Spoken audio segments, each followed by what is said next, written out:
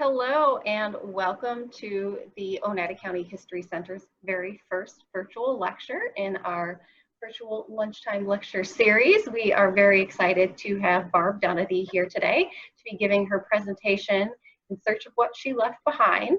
The program was originally scheduled to take place in person in March, but unfortunately that was not going to happen anytime soon. So we are very excited and very thankful that Barb is brave enough to be our very first presentation. So with that, I will pass over the mic to Barb. Thank you, Rebecca. It's lovely to be here, and it's lovely to celebrate the women that I'm going to be showing shortly. And with that in mind, I would like to just take the screen off of me and begin my presentation. So that'll just take a couple of minutes, and please bear with me. I have a lot to show you.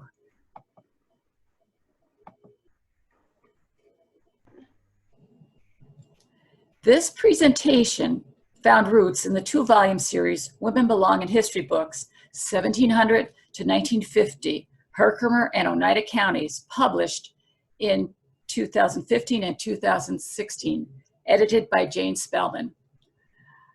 I was very happy in 2014 when Jane approached me and asked me to help her out on this new venture that she was starting, and that was to write about women in the area who she was afraid would be forgotten if their stories were not told. I was thrilled that she asked me to be one of 35 or more authors that would help her accomplish this task. And what happened as started with one book, snowballed into two books. It also snowballed into many talks in front of groups, books being donated to all of the schools' libraries, and also profits from the book were used to support women's causes and presentations. So it really, and it's ongoing. Women are still being looked up, even though the two books are completed and have been published for a number of years. Women are still being looked up and their lives being told in different ways. Here's the two-volume series. Volume 1 is on the left and Volume 2 is on the right. And here is a picture of Jane. Next to her is Lori. Lori was one of the 4 authors, including myself, who did the bus tours. And she also, along with myself and everyone involved in these books, know that Jane is so enthusiastic, and her enthusiasm for history is contagious. And being around her, you just learn so much because of her intelligence, and you want to learn more because of her enthusiasm. So my group included Lori Gabriel Knapp, Deb Kidder, and Donna Rubin. We conducted 4 bus tours. During these bus tours, we took the historic women from the books, as well as others that we discovered along the way, and recreated their lives in the areas where they lived.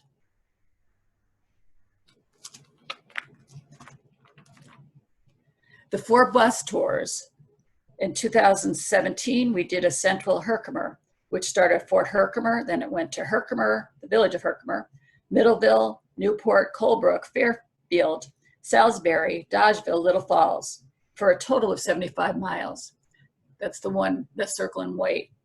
Our second bus tour was through the city of Utica, and that started at Welchbush Road and Culver Ave, and that was for a total of 20 miles. Our third bus tour in 2018 was also through Utica. This one started at Bag Square, and that was for a total of 20 miles. We did that for the Oneida History Center and their Women's Conference. Our fourth bus tour took place in 2019, and that was through Southern Herkimer, and that's shown in the yellow. Started at the Frankfort Fairgrounds, and that was through Ilion, Herkimer, East Herkimer, Indian Castle, Van Hornsville, Jordanville, South Columbia, and Mohawk, for a total of 75 miles.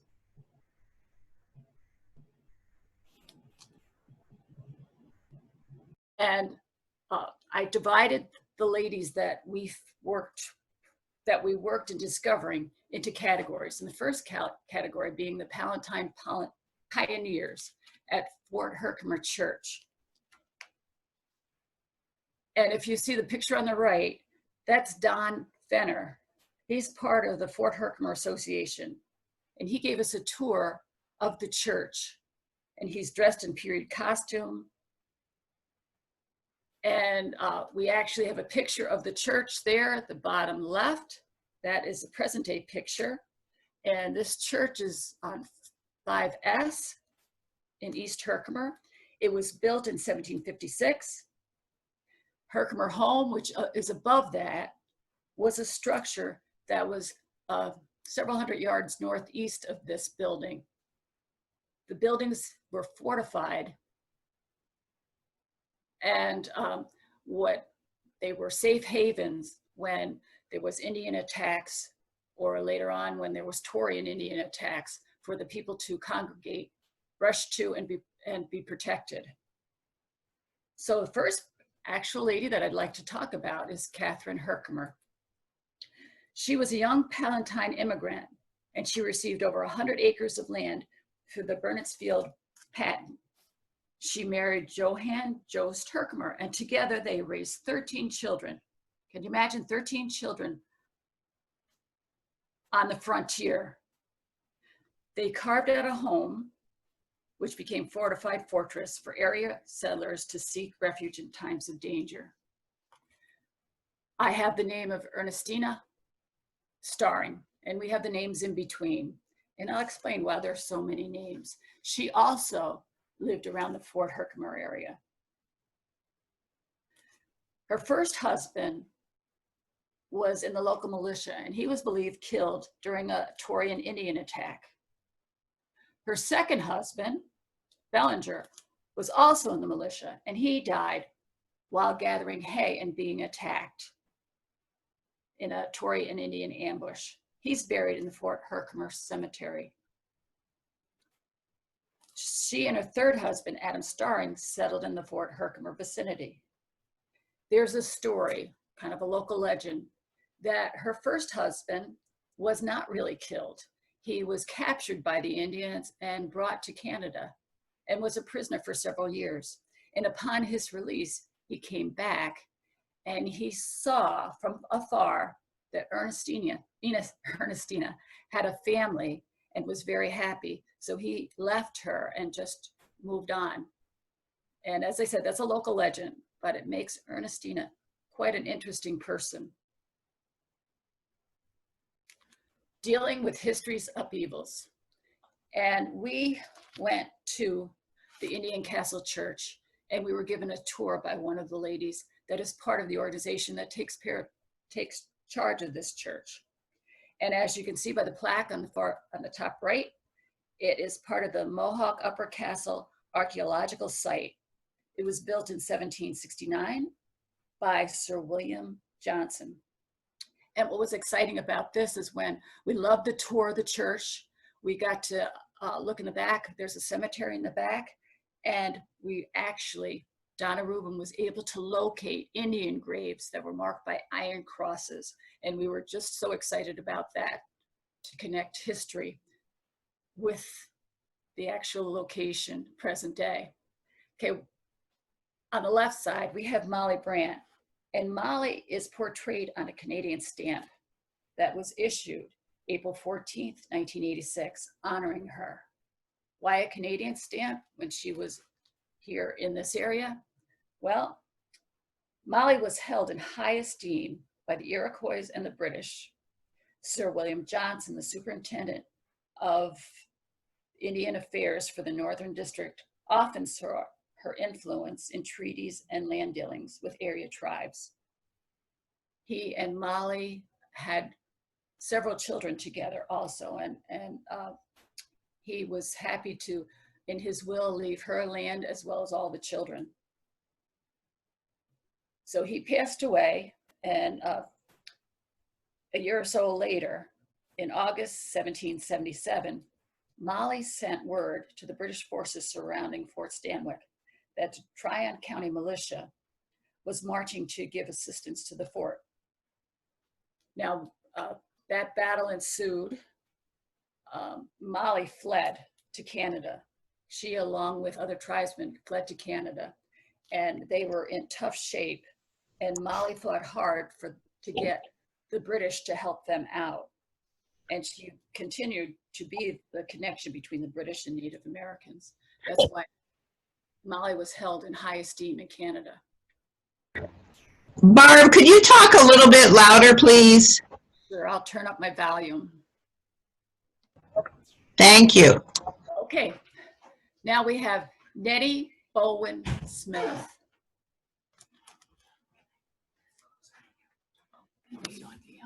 Okay. Okay. She traveled with her husband to join the 7th U.S. Cavalry, one of the 4 units formed to protect settlers commanded by General George Custer. She and Libby Custer were good friends, being part of a camp followers who joined their husbands whenever possible. All that changed at the Little Bighorn on June 26, 1876, and Custer's last stand. She lived on Washington Street in Newport, and we have a picture of the entrance to the cemetery, and she's buried in the Newport Cemetery. Mary Zoller. Mary Zoller is shown in front of the Mohawk Village Market. Why? She had nothing to do with the village market, but at one time there was a hotel there, and it was in this Bates Hotel was the Bates Theater, where they showed silent films. Mary was at a young age was a piano player while these silent films were being shown. Now later on in life, Mary formed a musical group called Polly Jenkins and the Plowboys. This well-liked vaudeville act performed all over the country in theaters and on radio in the 1930s. During World War II, she entertained stateside troops as part of the trio, consisting of herself, Uncle Sam, and Texas Rose, presenting over 300 US shows. And I have a little clip of her music, and hopefully you'll be able to hear it.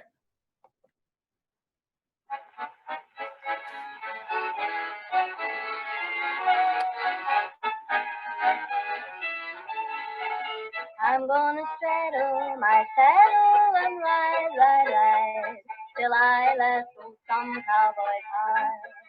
I'm gonna wander out yonder so far and wide till I find a romance to tie. Yippee-yi, yippee-yay, I'm on my way. Yippee-yi, yippee-oh, all set to go.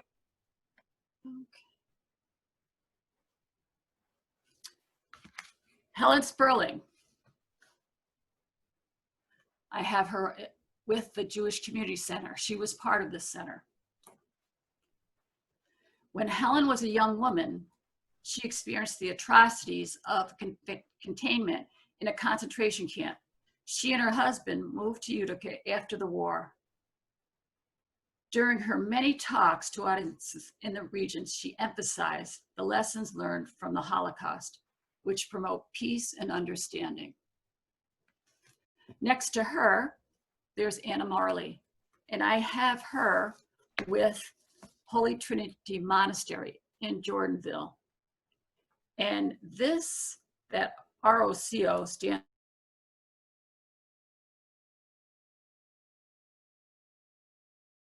The monastery was founded in 1930 by 2 Russian immigrants. The monastery maintains several cemeteries on its property, which collectively make up one of the largest Eastern Orthodox cemeteries in the United States. There is also a wonderful museum here at this site, and I encourage people to go to it when we're able to. Last year they had an exhibition about the last days of the Tsars that was just wonderful, well presented. And now she was now on to Anna Marley. I almost jumped ahead. I was going to have you listen to her, but I have to introduce her first. She was born in Russia at the start of the Russian Revolution in 1917. Her mom and she, babe in arms, fled because they were related to the Tsar. Her father got killed in the upheaval, and they fled to France.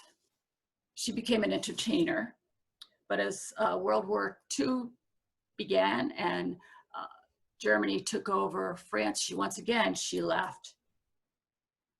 And she was an entertainer in England through the BBC. And what she would do is sing songs that inspired the resistance to keep on fighting. And in a short while, I'm going to give you a little bit of the clip. After the war, people came up to her and said that her singing just inspired them so much they didn't give up. Anna and her husband immigrated to America after the war, settling in the area because of its close proximity to the Holy Trinity Monastery. Her husband is buried in one of the monastery cemeteries. Okay, we're going to hear the song that inspired, that inspired others to keep on fighting. It's in French, and I'm going to translate.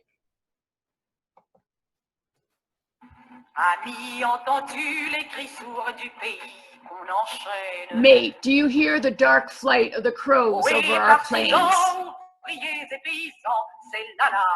Mate, do you hear the muffled clamor of enchained countries? Hey, partisan, workers, and peasants, this is the signal. Tonight, the enemy will know the price of blood and tears.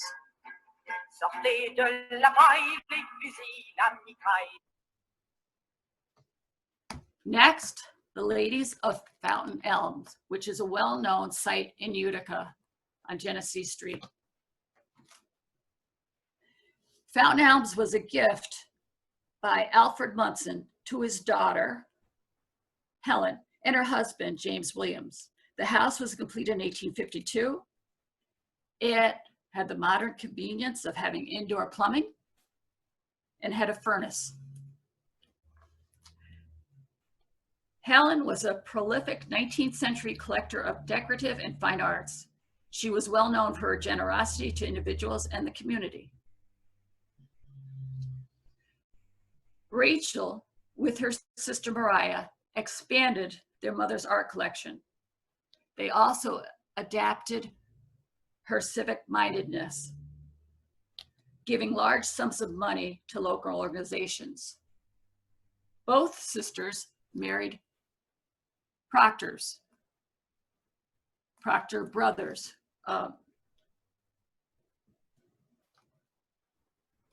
And together with their husbands, they were power couples in Utica, making donations, building buildings, and we'll talk a little bit more about them later. But what I'd like to show you on the next screen is Grace Church, which the family, Alfred Munson, who was Helen's father, he put the money down for the beginning of the church. Helen continued, and we have these beautiful windows in the church that if you've never been there, I encourage each and everybody to go. These are awesome windows. And the windows over the main altar, they were designed by Henry Holiday and commissioned in 1890 by Helen in memory of her parents. Unfortunately, she died before they were installed. Her name was added to the memorial. And this is considered Henry Holiday's, one of his best works. And it's the worship of heaven and earth and all creation. These themes are integrated horizontally as well as vertically. On the right side, there is a window from Lady Chapel, which was constructed in 1923. The window there follows the Parable of the Lilies by Louis Tiffany, and it was added in 1931. Lady Chapel was donated in 23, and in 26, the parish house was built, and these were all done as a memorial to the Proctor women. Henderson estate. We have 4 women in the Henderson estate. 3 of them are related and 1 isn't. And I want to tell you a little bit about the Henderson estate. King George gave James Henderson 16,000 acres for his services. He was a physician. And this comprised much of what is Herkimer County. Henderson House was built as a summer home. It was a wooden structure of 24 rooms. Harriet Douglas, whose picture is featured there, was the great-granddaughter. And she had Gelstone Castle built in 1833, the replica of a castle by the same name in Scotland. It had 20 rooms, 8 bathrooms, and 3 sitting rooms. When she died, her estate went to her niece, Fanny Monroe, who was married to Douglas Robinson. Okay, so now we're talking about Corinne Roosevelt Robinson, the second one from the left there. And she was a noted speaker and author, writing volumes of poetry. She also wrote a biography of her older brother, President Theodore Roosevelt. She was his youngest sister. And she also was a community leader in the area. She and her husband had the Jordanville Library built in memorial to his mother and father. And now we have Helen Roosevelt Robinson. My sister and I did the biography of Helen, and she was an interesting person. She actually was born in Hyde Park. She was Corinne's daughter-in-law, and she was born on Hyde Park, and the other famous person that came from Hyde Park was her uncle, Franklin Roosevelt, who was actually 6 months younger than she was. Her father and Franklin shared the same father, but they had different mothers, and her father was much older. Helen married, as I said, Corinne's son, and Corinne was Teddy's sister. So actually, she was related to both sides, similar to Eleanor Roosevelt. She was related to both sides of the Roosevelt family. Her husband got involved in politics, and he was working his way up. He was he had been Assistant Secretary to the Navy, a position that 2 other Roosevelts also had, followed by a couple more Roosevelts had the same position. But Uncle Teddy had the same position, and at one time Franklin was Assistant Secretary to the Navy.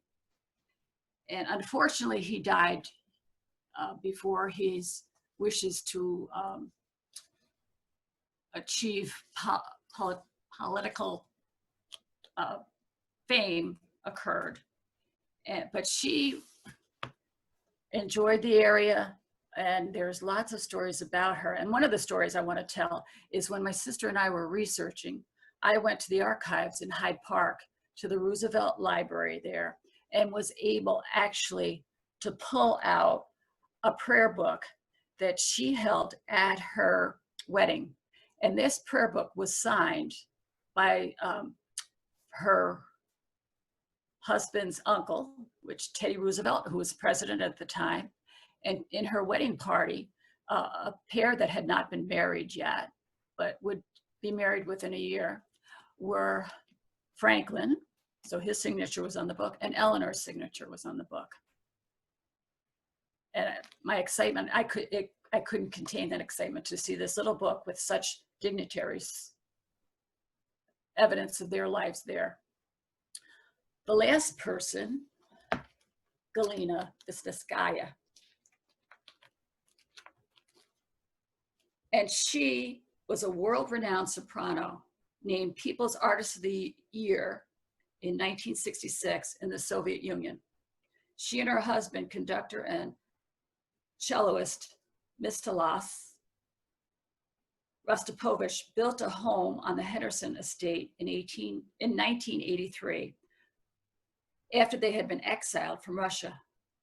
The couple were eventually welcomed back to their native land after the fall of the Soviet Union. And here, we're going to listen to some opera and hear Galena.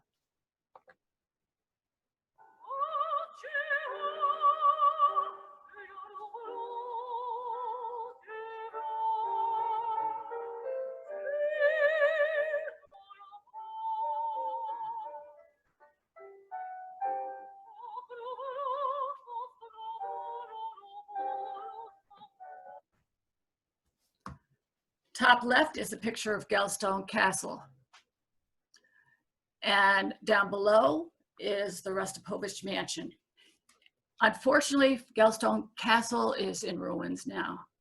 The last inhabitant was Helen, and she left in 1962. The Rostropovich Mansion was built in 1983. It still stands. At one time, there was an open house, and people could go in and walk past the ruins of Galstone Castle and then into the Rostropovich Mansion. And this was exciting to see. I was thankful I had the opportunity to do it. But one thing I took away from viewing the Rostropovich Mansion was that there was special screens put on the windows and the doors that if there was any kind of alert, as there might be retaliation for this couple in exile from the Soviet Union, these windows were completely covered and bulletproof. The area is now owned by a company that for a while was having concerts there. In the last couple of years, there's been some litigation between the partners that own the company, and it's up in the air, so there's no availability to see anything on this property. All you see is that sign at the entrance, the top right sign.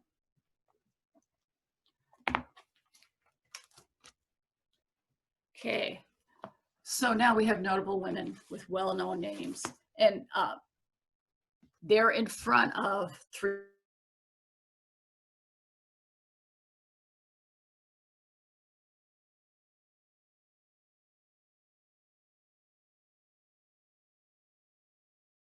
bus tour passengers, and they're being greeted by members of the Landmark Society who gave us a tour.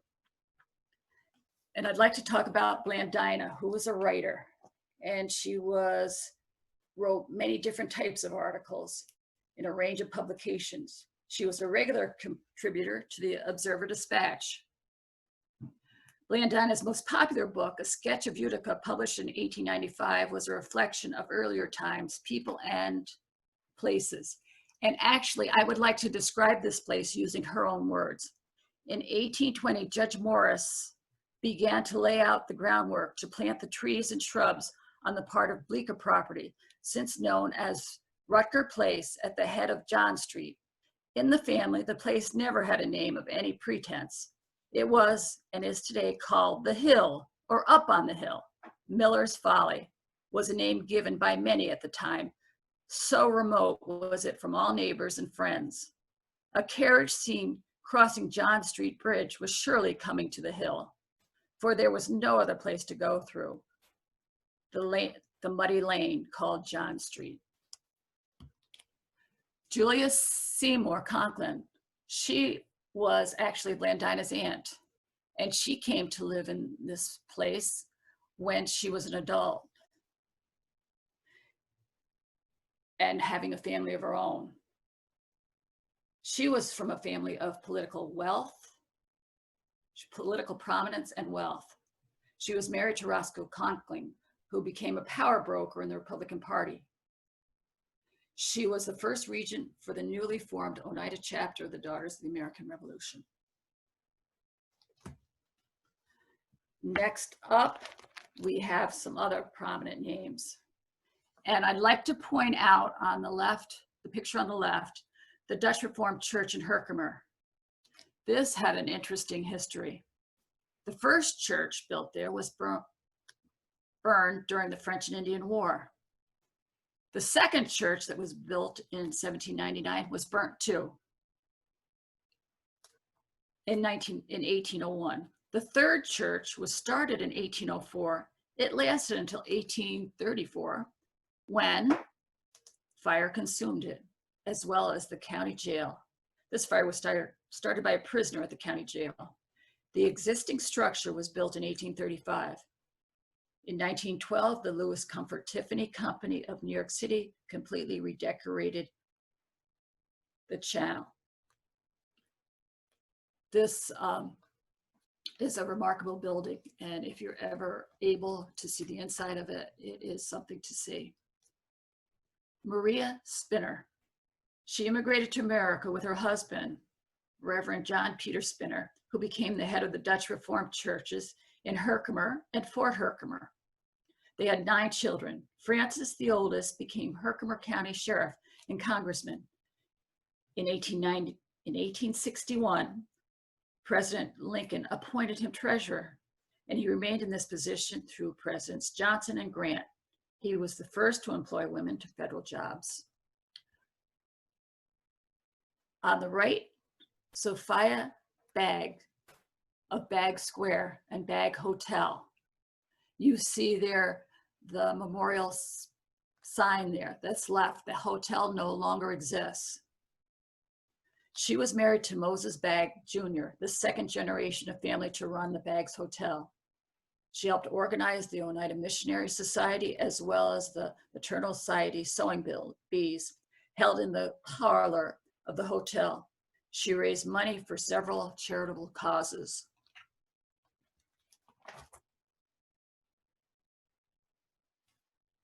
Serving God. Sophronia Cone, interesting lady.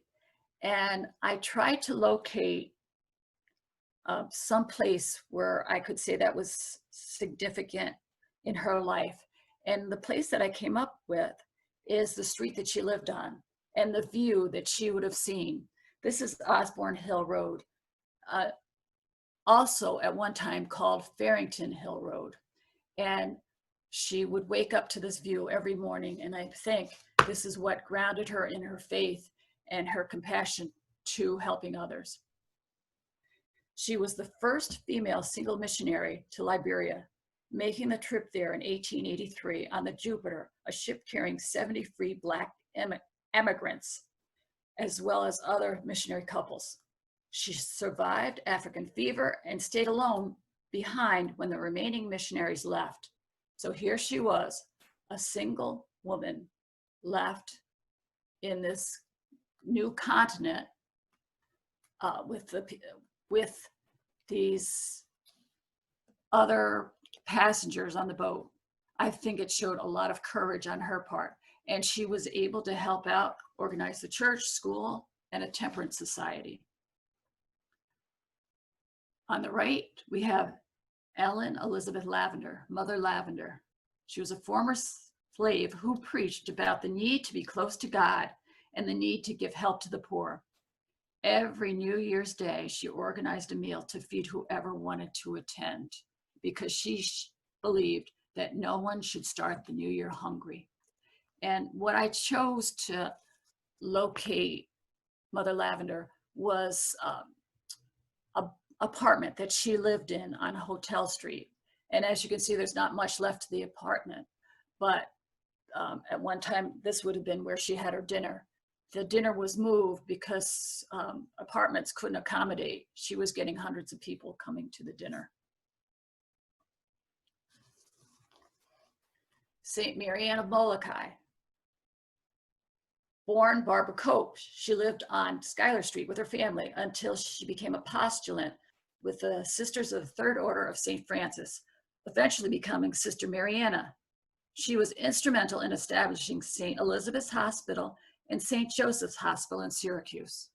She is significant to my family because my grandson was born at St. Joseph's Hospital 2 years ago.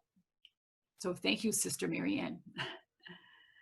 In 1883, Mother Marianne and 6 other sisters journeyed to the islands of Hawaii to assist the victims of Hansen's disease, leprosy.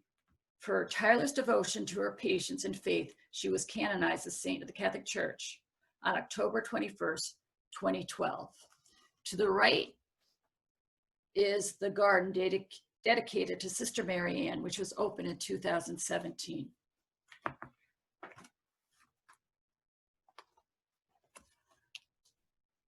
Oh, these ladies are all related to libraries in their area. Helen E Russell. Now, I am the one that researched Helen, and I could not find a picture of her. But Helen actually brought me some knowledge that I didn't have before. In researching her, I was able to locate her obituary. She died in 1935. And while scanning the paper page of her obituary, I just looked to see what the ads were like or what else was on the page. I came across another name. And this name was Elizabeth Dunadee, which turned out to be my husband's great-grandmother. And her obituary told about her life, which was something that I had not known. So by looking at Harriet, I was able to find out more about my own family. And Harriet was instrumental in starting the library. And for 37 years, she remained as the president of the Board of Trustees. Ella Etzel, she moved to the area because of her husband's medical practice. She worked hard gathering support and donations for a library, which received its charter in 1915. Her picture is on the wall of the library, and she's known as Mother of the Middleville Library. Alice Dodge, she spent 42 years with the Utica Public Library. For 23 of those years, she was served as director. She held leadership roles for various clubs and community organizations. She was the first female head of the Oneida County Historical Society. On to the artsy type. Ellen Clapsaddle. She had a home in Columbia. She was born in that area. It's no longer there. But what is still around are postcards designed by her. Her postcards depicted smiling children dressed in period clothes engaged in childhood pursuits. These postcards were much sought after for a while, but their popularity faded for various reasons around 1917. Gertrude Curran. She was a highly talented musician and member of the B Sharp Club, founded in 1904, to encourage a broader cultural exposure to music and dramatic art among its members and the community at large. Through her efforts worldwide, renowned artists were brought to perform locally. Her legacy continues, as you notice in that clipping from od.com.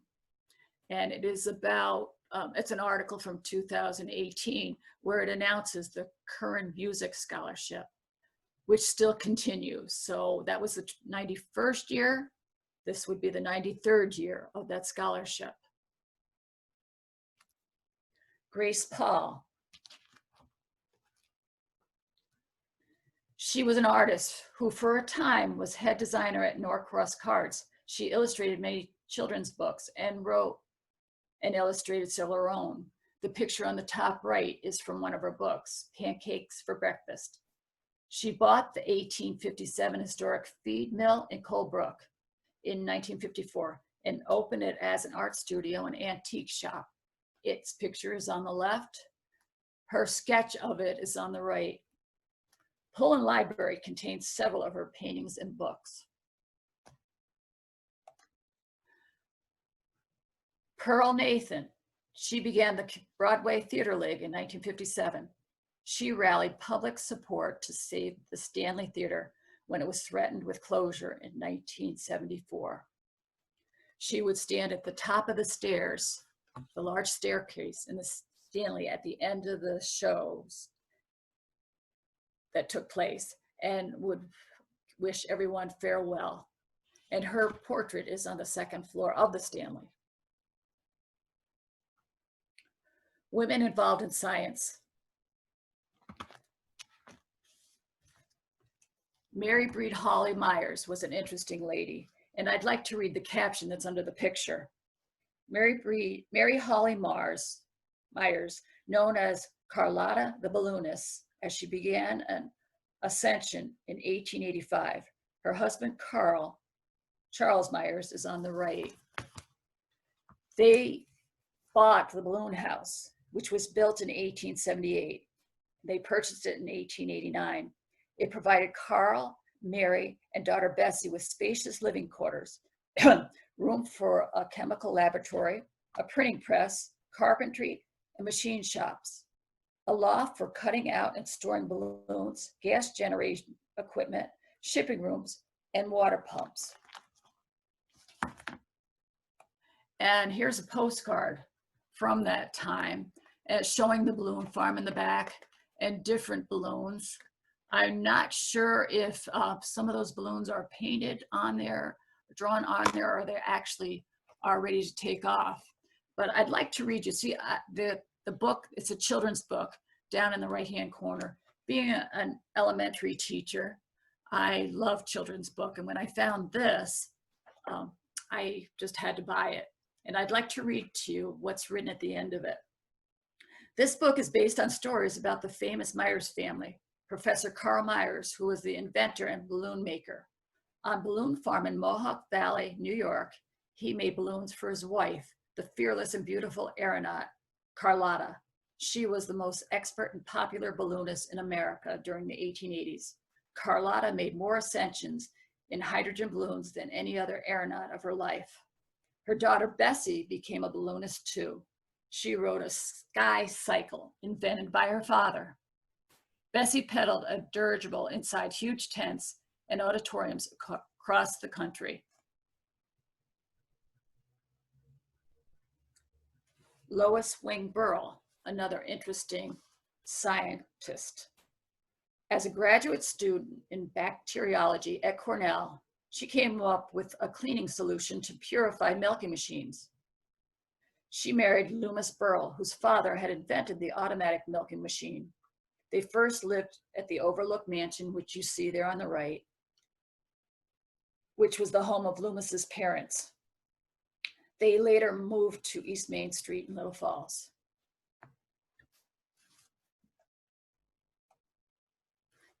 Educators. And if you notice the top picture on the top right, that's the Utica Female Academy. And it too had an interesting history. The school was opened in 1837 and the building burned in 1865.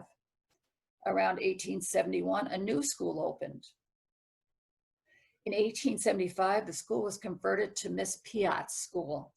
Miss Piatt had a well-known reputation for success. She had high standards of achievement. There were no exams or graduations. The school motto was Als ik kan, which is Dutch for the best as I can be. The expected length of study was 2 years. The Female Academy is no more.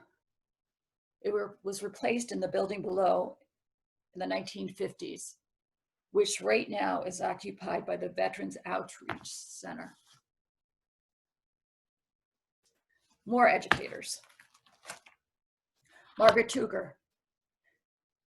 In 1891, at the age of 26, she came to Herkimer to become principal of the Southside School. The school comprised mostly of children from Polish and Italian immigrant families. She loved her church, her country, and her school families.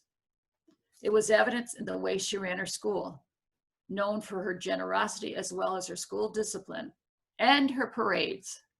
She was much loved. She stayed in Herkimer for 38 years.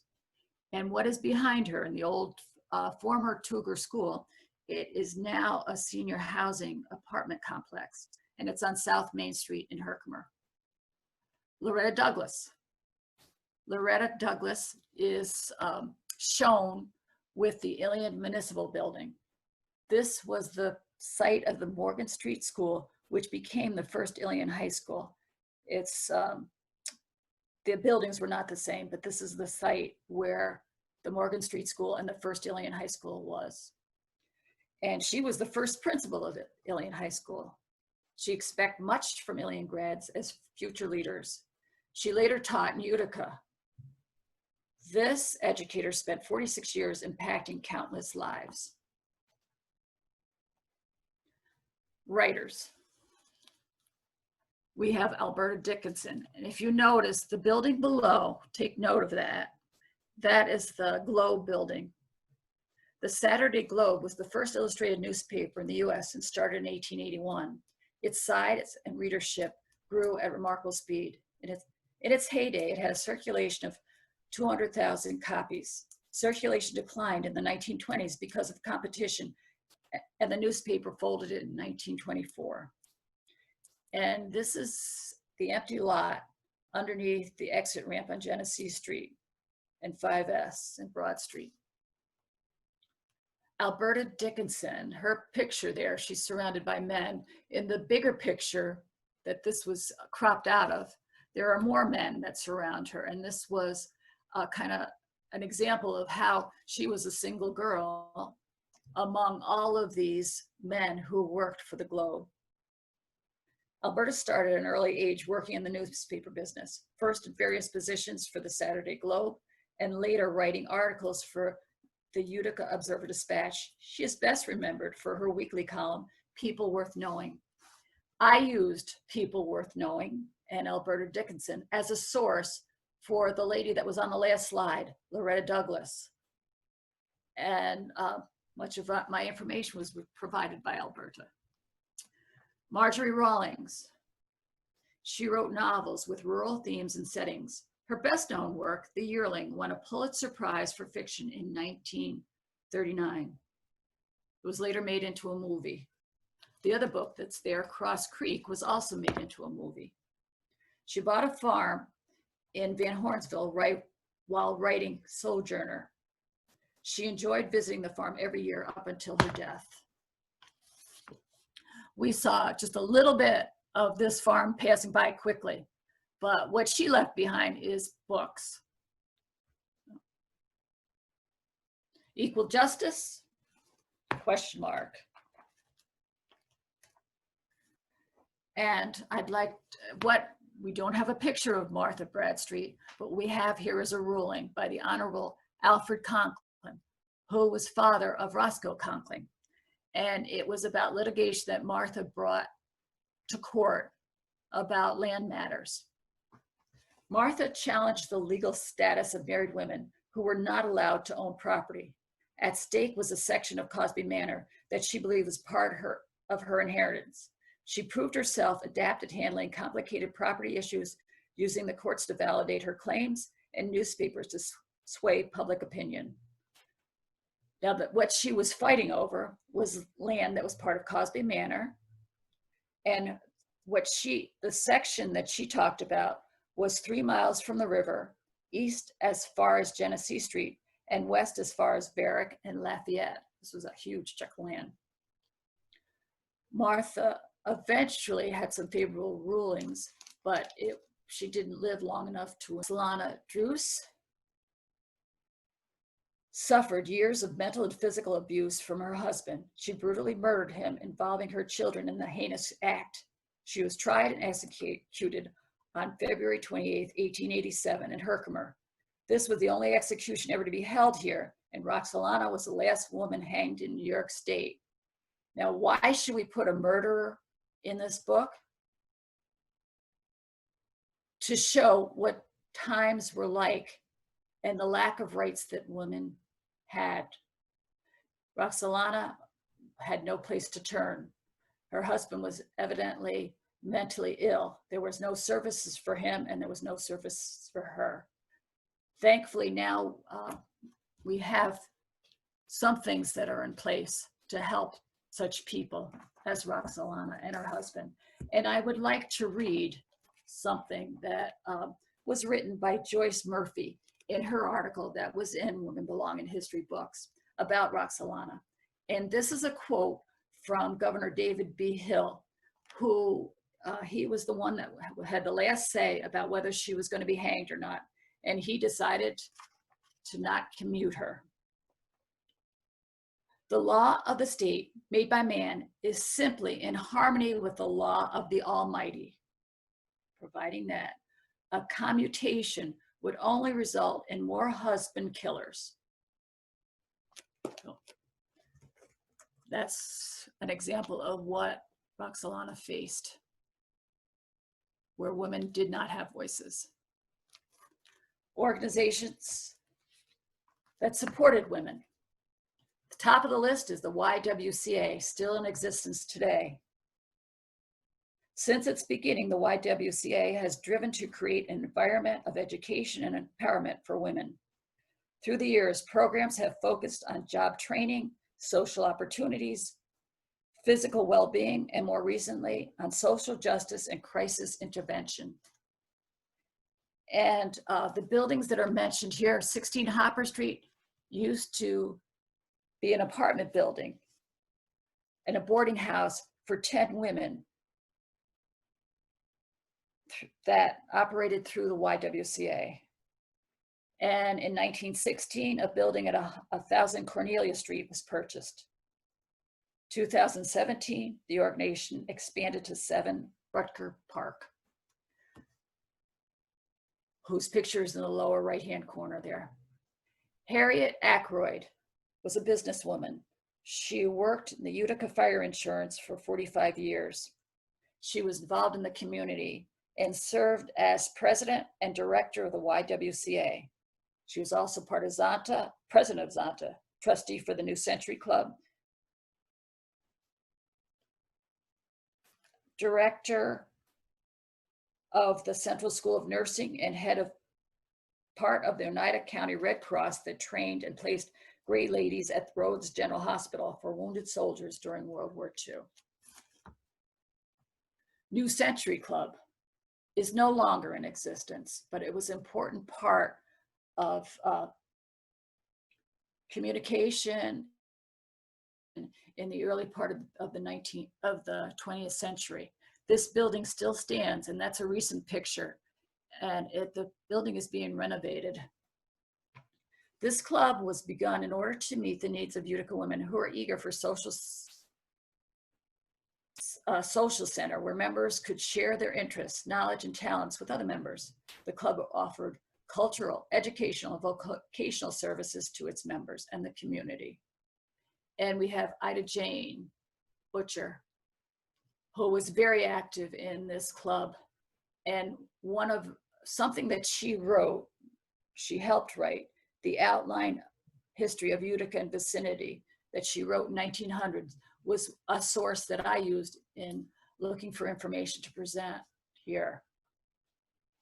Mary Brewerton Hedges had a variety of life experiences. As a botanist, she discovered a new plant species. She was also a teacher and newspaper editor.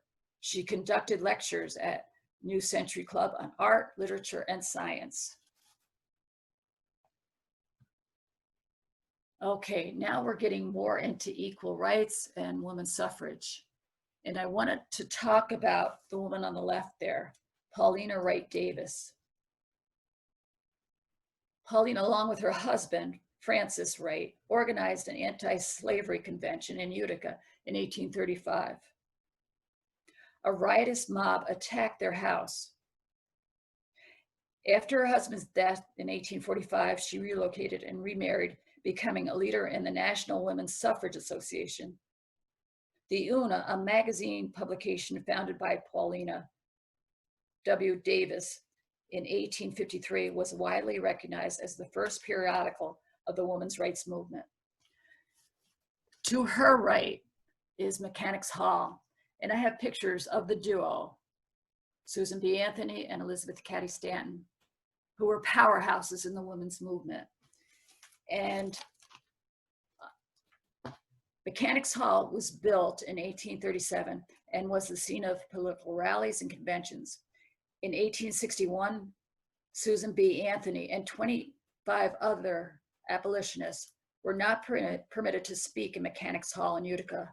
Her scheduled talk, No Compromise with Slavery, was canceled by the Common Council because of fear that such a gathering may cause a riot.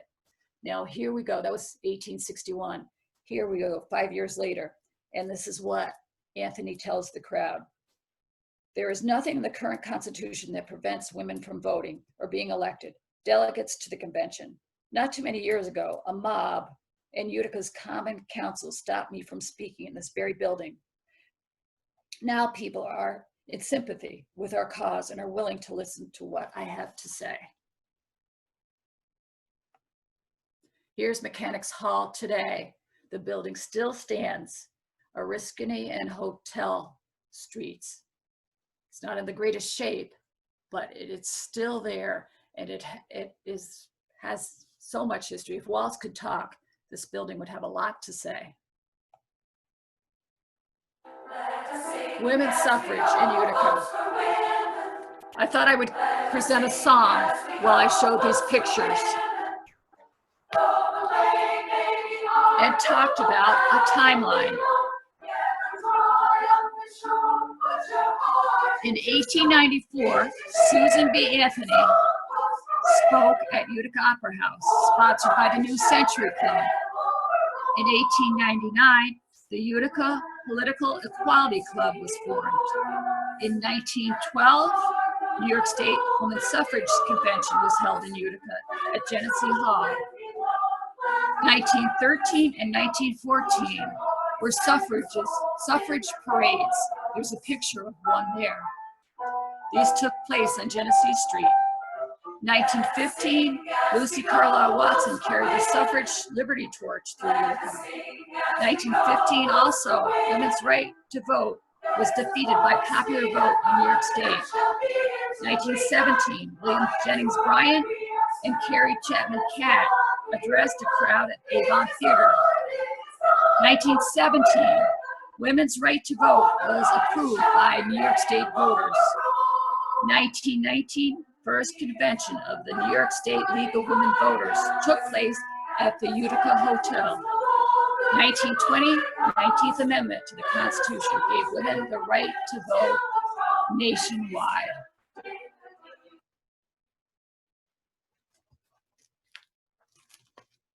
Leaders in the women's suffrage in Oneida County and Herkimer County. Lucy Carlisle Watson was a prominent local leader of women's suffrage. She served as president of the Utica Political Equality Club from 1900 to 1915. She organized 2 women's rights marches along Genesee Street. Zeta Zoller, back to Lucy. There's her picture of her house that was located along Genesee Street. Her house is no longer there. What replaced it is NBT Bank, which you see there at 270 Genesee Street.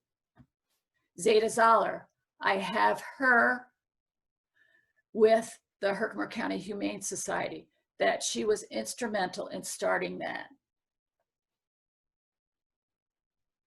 And that was Herkimer County's first Humane Society, which was started in 1913. Zeta's picture, and the same exact picture, is hanging in that building. She headed the local League of Women Voters. She chaired Little Falls Suffrage Party, was a DRA regent, and was a member of the Red Cross Ladies Canteen Service Committee. Caring for the Sick.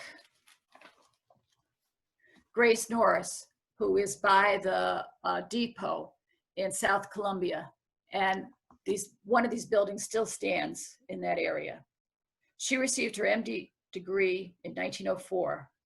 She began her career by opening an office in Columbia Center. She later practiced medicine in New York City and Utica. In 1919, the people of Oneida County elected her coroner, making her the first woman in the US to ever hold this position. Libby Kowalski was known for her caring attention she brought to the sick. She is in front of St. Isa Hospital, which saw her visit there many times and tend to the patients emotionally, and gave them and was able to talk to them, which a lot of times the loneliness is hard for patients to handle. The Libby Kowalski wing of Citron Home was dedicated in her memory and her years of service to the community. Supporting national pride. Katie Jones, I have her in front of the Ilian Methodist Church on the corner of 2nd and West Street. And she was an organist there, and that was her church. She also was a national leader. She was president of the Women's Relief Corps, an organization whose goal was to relieve the suffering of disabled veterans of the Civil War, as well as their survivors, and to promote patriotism. It kind of shows you something about her personality and drive, because she was able to persuade all of the schools all over the US to have flags hung in every school. And this was something because at the time there was hard feelings. It was after the Civil War, and there was some resentment to the flag. But she was able to charm her way and to get people to do this. Catherine Buckley, when her husband died unexpectedly, Catherine was left alone to raise 2 small children. She was deputy Oneida County clerk, and part of her job was to run the naturalization office, where she actively helped many immigrants become citizens. In her spare time, she was very active in numerous organizations, including the Catholic Women's Club. I have her in front of the Oneida County office there, because this is where people obtained and were sworn in as citizens. And Herkimer County Homes State Historic Site. And Delight Ransom Keller, a remarkable woman. In 1898, she was instrumental, along with her chapter of the DAR and the Herkimer and Oneida Historical Societies, in erecting a monument at the grave of General Herkimer, which is on the top right picture there. She originated the idea of making the 40-mile route that General Herkimer and the Tryon County Militia marched from General's home to the Aristide battlefield, which was dedicated in 1912. One of the plaques is there. In 1914, she also secured an appropriation from the state for the purchase and preservation of the General Nicholas Herkimer home, which is shown there.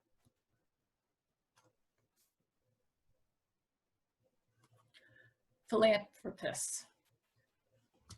Rosamond Childs, and I have her with the present day location of the Community Foundation of Herkimer and Oneida Counties, which has its goal, commitment of money and resources from generations to provide for the lives of future generations. Rosamond Childs was one of the first directors serving from 1954 until 1968. Her generosity created its first fund of $6,000. After her death, she contributed a whopping $5.6 million to the fund. Down below Rosamond is Corinne and Douglas Robinson Jr. And I talked about Corinne before. Corinne is seated right here. This is Corinne, this is her husband, Douglas Robinson Jr. They gave money for building the Jordanville Library in honor of his parents. And here's his mother, Fanny, and his father, Douglas. And the next slide shows the library being dedicated by Corinne's brother, who at the time was President of the United States, Teddy Roosevelt. In the audience at the time was a future president, Franklin, who attended this dedication. And this occurred on August 26, 1908. Mrs. Helen Roosevelt Robinson was present at the 50-year anniversary of the library in 1958.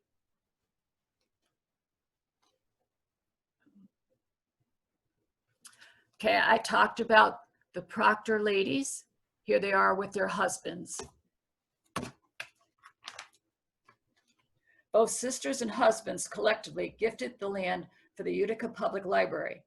They made land donations to the Utica Park System, Thomas Proctor Park, Frederick Proctor Park, Watson Williams Park, Grace Church and Ladies Chapel, and the Parish House. And the last slide about the ladies is this one here. And I want to show that bottom picture is of Mariah Proctor leaving the monument there at Bagg Square. And she had taken it upon herself to take down Bagg's Hotel during the Depression.